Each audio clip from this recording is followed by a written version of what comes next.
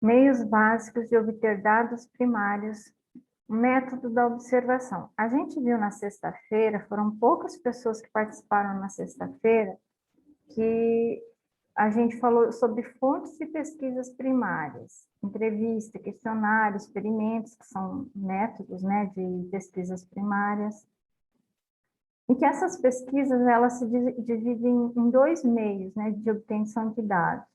Há primárias, né, dentro das primárias tem a comunicação e a observação. Por que que fala comunicação?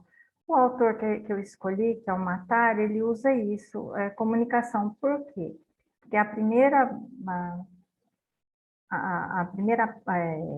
parte, né, que são os métodos primários, que ele fala que a gente pode obter através de comunicação, é através de questionário, de entrevista, que a gente tem que se comunicar com a pessoa que a gente vai se entrevistar. Por isso que ele fala método de comunicação. E método de observação, que a gente não precisa se comunicar, que tem algumas formas para serem feitas. Então, é esse que a gente vai ver agora. Então, existem dois meios básicos de dados primários, a comunicação e a observação. Eu vou repetir para vocês. Método da comunicação, que consiste no questionamento oral ou escrito dos respondentes para a obtenção do dado desejado, que será fornecido por declaração verbal ou escrita do próprio.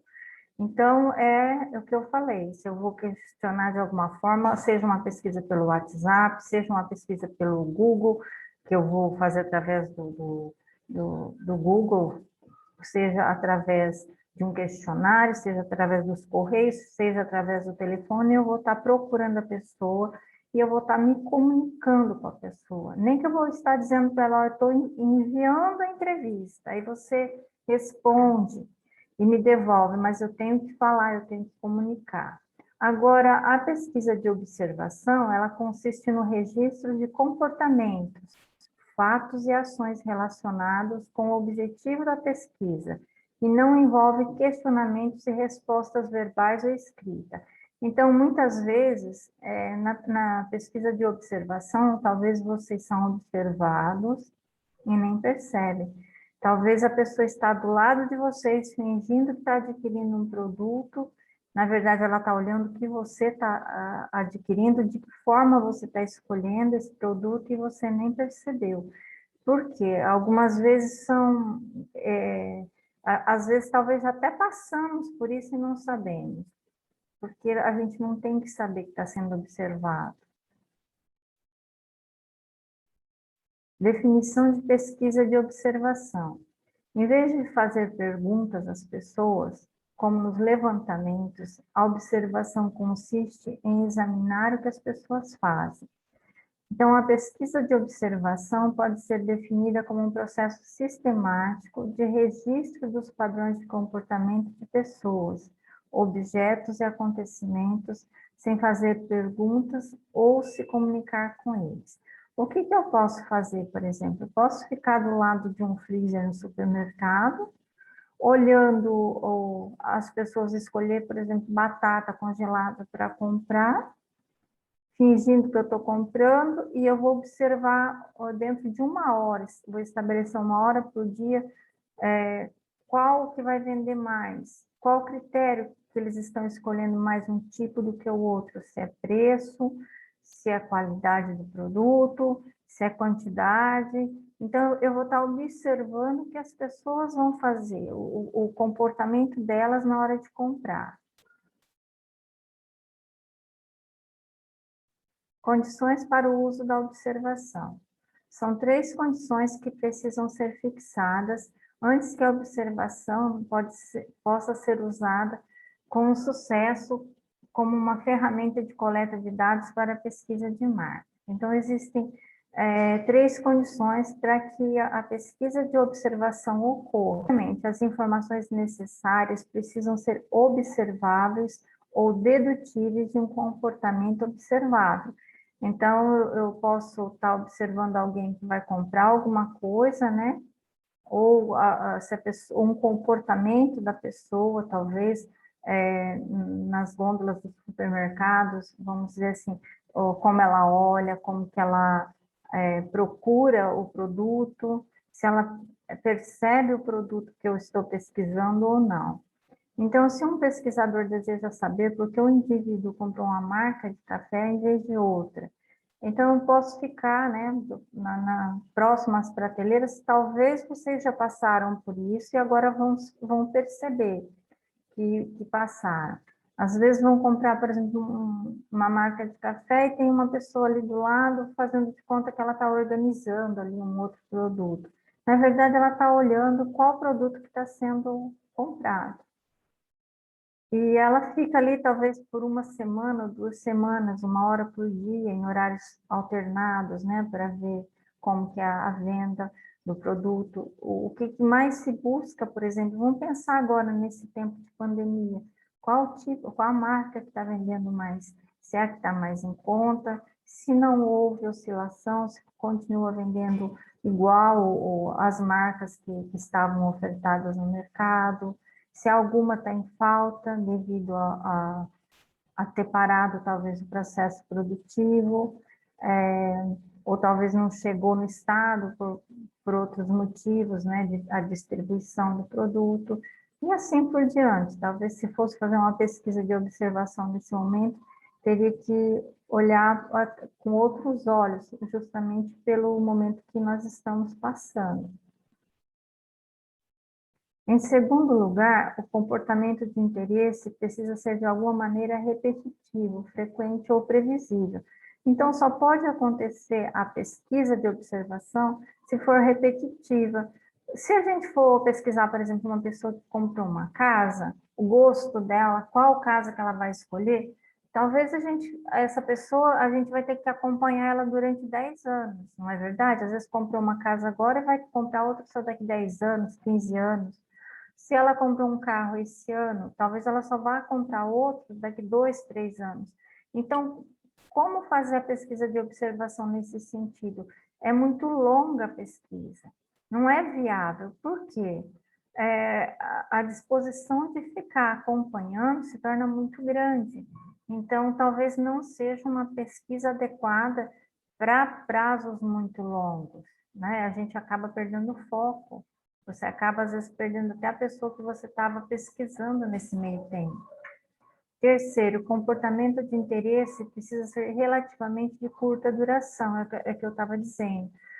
A pesquisa de observação seria mais fácil de ser feita, né? Teria um resultado melhor, por exemplo, se fosse uma pesquisa de um tempo menor. Talvez você acompanhe um mês, você acompanhe, digamos até 2 ou 3 meses, né? Mas por muito tempo, ficar no mercado observando, se torna um pouco cansativo, exaustivo, e talvez perde-se o foco da pesquisa. Tipos de observação. Então, dentro da pesquisa de observação, tem vários tipos. A gente tem pessoas observando pessoas, né? Observadores em supermercados, observando compra de comida congelada, finalidade de ver o que as pessoas comparam na hora de escolher o produto. Vamos pensar aqui no Capim Dourado, aqui, que é um local que todo mundo conhece. Vamos pensar que tem alguém fazendo pesquisa lá, observando o quê? Do lado de fora de uma vitrine de calçado, a mulher ama calçado, né? Então a gente passa e fica lá olhando, olhando, olhando. Talvez tenha uma pessoa olhando as nossas atitudes, se a gente só olha, né, vê preço e entra, se a gente só realmente está olhando, se a gente entra e já vai direto num produto daquele que estava na vitrine, se escolheu aquele produto, se comprou. Então, talvez a gente é observado ali. Outras vezes a gente é observado na praça de alimentação, até por escolher, né, qual restaurante a gente vai fazer, por exemplo, vai jantar ou vai almoçar. Talvez tenha uma pessoa ali olhando de acordo com o maior número de clientes, optando por um tipo de restaurante, o que que ele oferece? Qual o objetivo disso? Talvez a concorrência, né? Ver qual produto pode ser oferecido para chamar a atenção desses clientes, o que pode ser feito. É uma forma de observação. Pessoas observando fenômenos. Observadores posicionados em um cruzamento, observam o tráfego fluindo em várias direções. Então, se pretendem, por exemplo, observar como está o movimento no centro, até para abrir um comércio, por exemplo, se tem um movimento grande durante o dia, em qual horário. Então, o tráfego talvez de pessoas, o tráfego de veículos, ficar algum tempinho, às vezes a pessoa fica lá dentro do carro sentada, olhando se tem uma quantidade de gente passando por ali durante o horário comercial, né? Ou durante o horário de almoço, no caso se for um restaurante, se passa bastante gente por ali, se o ponto pode ser atrativo, também é uma coisa que pode ser observada. Máquinas observando pessoas, câmeras gravam o comportamento, como no exemplo de pessoas observando pessoas. Então, se coloca uma câmera, né? E ela vai captar as reações, as escolhas, as atitudes das pessoas. Máquinas observando fenômenos, máquinas monitorando o fluxo de veículos. Digamos assim, é bem comum, né, quando monitora a velocidade do veículo. Então, você tem uma máquina ali monitorando a velocidade de um veículo, e se ele passar da velocidade, ela pode até lançar uma multa. Então, é um fenômeno de observação e, além de tudo, de atitude, né? A máquina tem a possibilidade de atuar. Observação natural e observação simulada. A observação natural. Contar quantas pessoas usam os caixas eletrônicos de um banco em determinados horários. Então, pessoal, quem está fazendo a pesquisa de observação, ela não precisa, por exemplo, ficar o dia todo num determinado local. Pode-se determinar, por exemplo, no período da manhã, no período da tarde, até uma determinada hora da noite, no horário só de almoço, só no horário bancário, após o horário bancário, nesse caso. Quantas pessoas vão utilizar o caixa eletrônico a partir das 18 horas? Vamos pensar assim, tem um nível grande, um número grande de clientes que vão utilizar. Então, é uma forma natural de observação. Observação simulada. O pesquisador pode recrutar pessoas para fazer as compras em um supermercado simulado, montado em uma empresa de marketing. Então, você que é o dono da pesquisa, que vai fazer a pesquisa, né?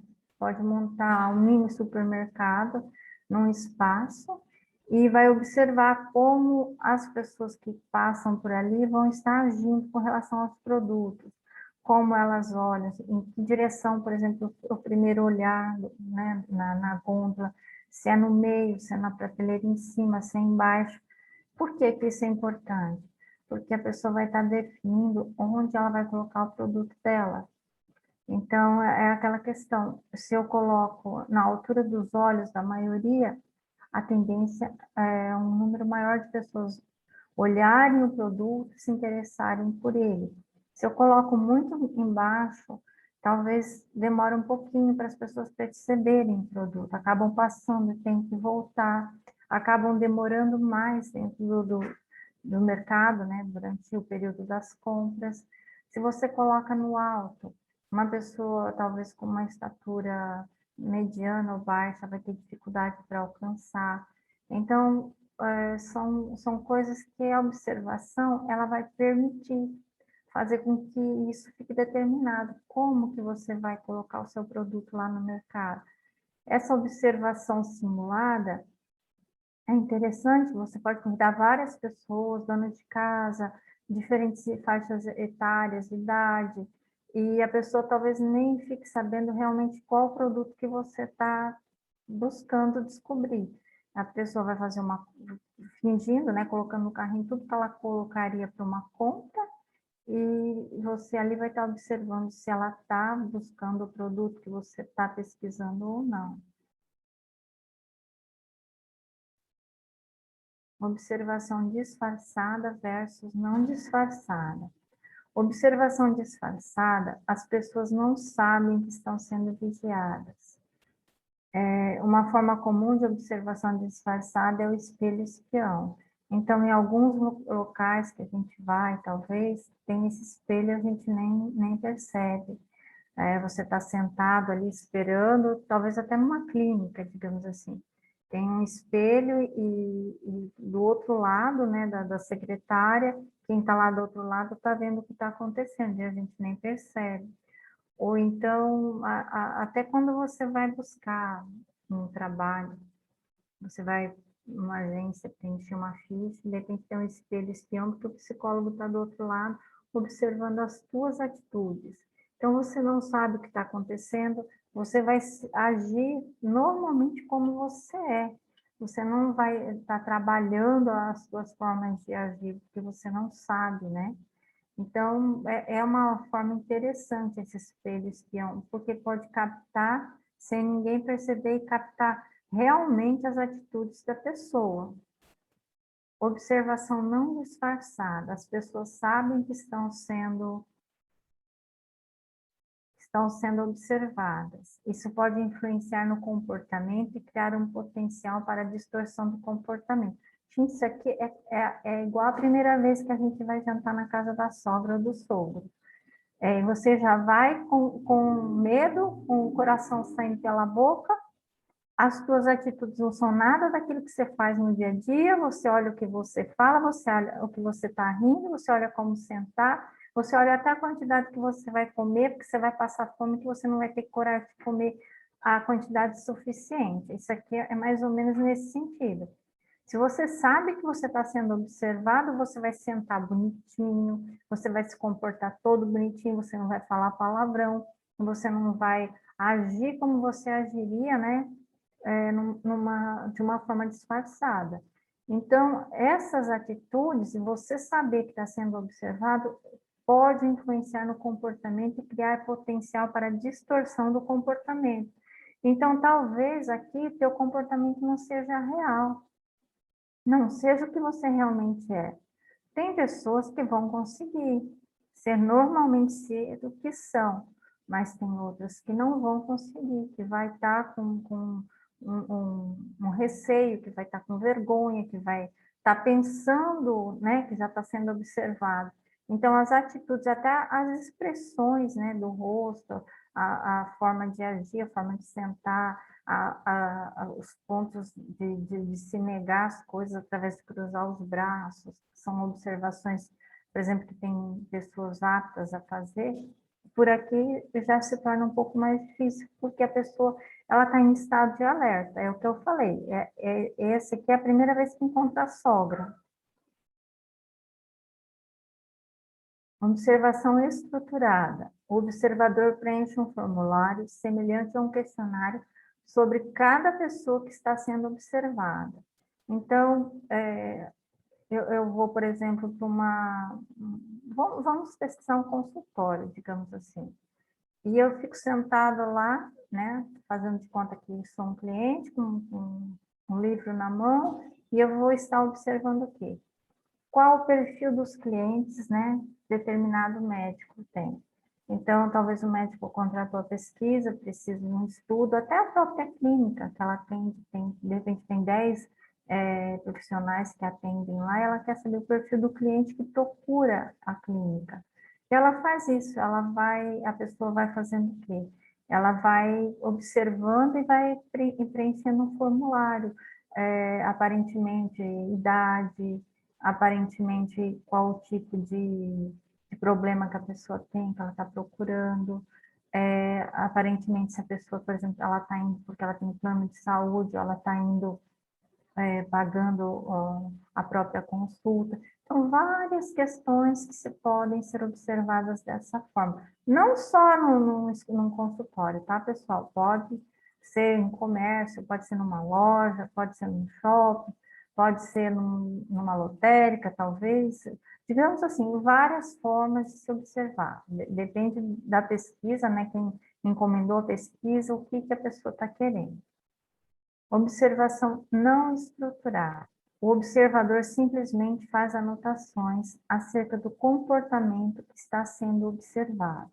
Então, eu não estruturo um questionário, eu não estruturo um questionamento, nada. eu só vou observar simplesmente, né? O observador, ele faz as anotações acerca do que está sendo observado, a não estruturada. Eu repeti aqui, tá, gente? Eu errei, tá? A estruturada, eu tenho o questionário fixo, eu sei o que estou procurando.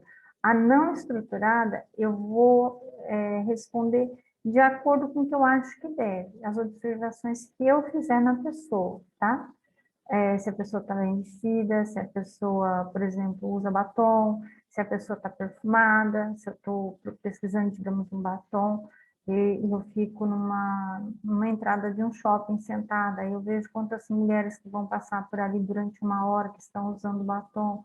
Talvez eu possa fazer isso de uma forma estruturada e posso fazer não estruturada, né? Posso observar, por exemplo, quem usa batom também usa brinco, fazer de uma forma que eu não tenho um roteiro a seguir. São as pessoas que estão usando batom que eu vou observar.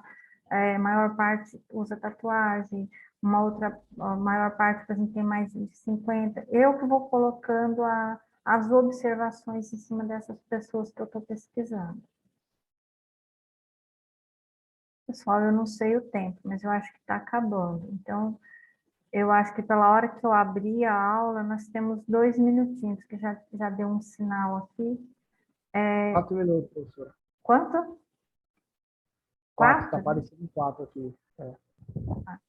Eu acho que a gente encerra e volta com o restante da aula, pode ser? Porque eu tenho medo de cair. Por mim, pode ser, professora. A gente está com 11 slides, são 14, na realidade, falta pouco. Então, é melhor eu parar aqui, reabrir a aula, né? E aí a gente continua na outra aula, vai ser rapidinho daí com vocês. Pode ser, gente? Só aguardando aqui que vai cair, eu vou parar a gravação agora.